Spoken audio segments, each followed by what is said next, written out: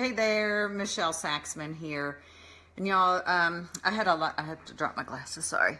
I had a lot of people that private messaged me and asked me questions following the last one I did on TBI concussion and why traditional Western medicine is not meeting the needs and really creating an environment of hope and full recovery for people that have suffered concussions resulting in highly symptomatic traumatic brain injuries. So last week, Nora and I traveled to the Plasticity Brain Center in Orlando, Florida. And y'all, what happened, I have shed tears over it saying, "Dear Heavenly Father, am I worthy of a miracle?"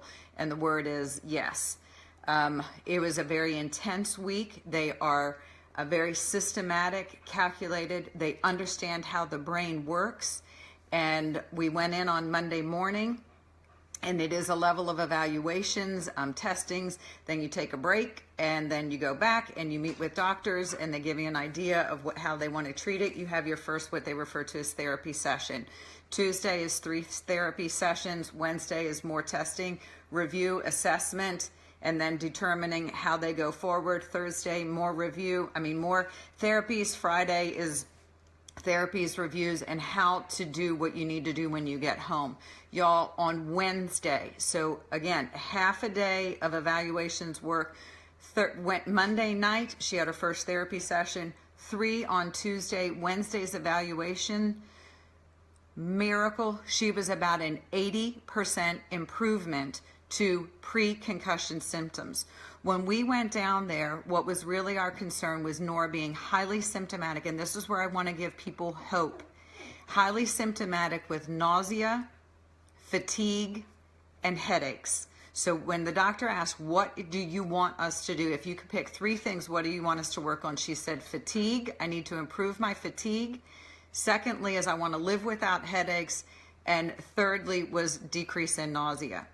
They have such high levels of equipment technology that no one around here, and again, we live in Richmond, met with several different doctors, and no one was able to detect what was going on in Nora's brain like these doctors down in Orlando. They have equipment that they have these little goggles that go on, and they take, and if I tell you, and I'm going to tag the doctors in here, and Katie that also does intake interviewing for the patients. I'll tag Katie in this. But there's this one piece of equipment, and it's like 100 pictures, like a second. And then, so as your eyeballs are moving and doing different things on a screen, it's going into a graph. And that way they can specifically chart what your eyes are doing and what needs to be done to repair that. And again, nothing invasive. Then there was another test where all you have to do, and just if you're looking at my 2 fingers, look at this finger for about 5 seconds, look at this finger for about 5 seconds, go back to this finger, and it's taking pictures of the eye. And so what was happening for Nora is she was zigging and zagging across. And so she was getting incredibly fatigued and attempting to do homework. In addition, when your eyes look up, when you go to look up, and again, y'all, this stuff should have been detected by doctors around here. When you go to look up, your eyeballs actually need to come out a little bit, and when you go to look down here, your eyeballs should come together. She was in reverse. And so when she was going up, her eyes were coming together. When she was going down, her eyes were sliding apart. Well, when you're trying to read something, and again, your words are in motion because your eyes are in constant motion, this creates fatigue and exhaustion and nausea. They did nothing invasive, and by the end of the week, Nora was able to accomplish about a 95% pre-concussion improvement. So they take these, literally they can take statistical data, the charts and the graphs of the eyeball movements, and there's a couple other things, believe me. It is very, very, what I'll say, holistic. They're watching oxygen levels, they're watching blood pressure, they're watching pulse. They're doing a lot of different things, but they have the equipment down there to bring people the hope that they deserve post-concussion.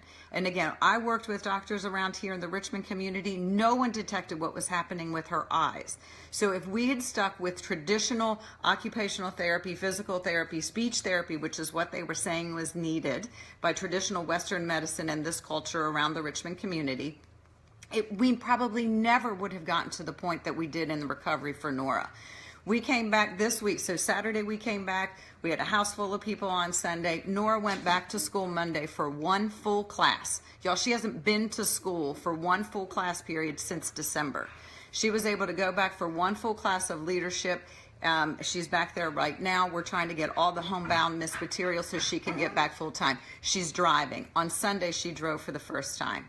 So the symptoms have been completely remediated for her. Since we've been home, she has had 0 headaches, 0 nausea. She's increased her sleep. She has a little bit of fatigue, but I refer to this as like post-surgery. So she's doing, the problem is being 17 and feeling so good, you want to go back and do it all. Yesterday was the first time she went to the gym and she worked out for about an hour to an hour and a half. She went with a friend. She had no nausea. She had no dizziness. And again, today, no nausea, no dizziness. So the girl's back at school and she's driving. So I want to just leave with you all this information. The Plasticity Brain Center, affiliated with the Carrick Institute, Functional Neurology, there is hope for you. If I can be of any assistance, if you want to PM me, people were private messaging me from the video that went last time, asking me questions while I was down there. So I was able to ask doctors specifically questions about different, and I say you all, patients, people that are suffering, or parents of people that are struggling with recovery from the concussions. I was able to ask questions, get back to people. They said that they've had a lot of inquiries based upon the messaging that I'm able to put out there. I received nothing for this except sharing an opportunity for wellness and hope for others. So I'm going to put a few links in here. I'm going to tag Katie so that she can answer any questions you might have. I'm going to post this in a couple of different groups just to make sure that I provide a little bit of hope and inspiration.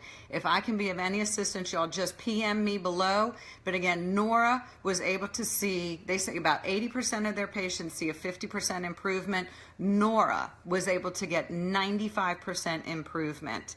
So there is hope for you all that are recovering from concussions or traumatic brain injury concussions through neuroplasticity, functional neurology.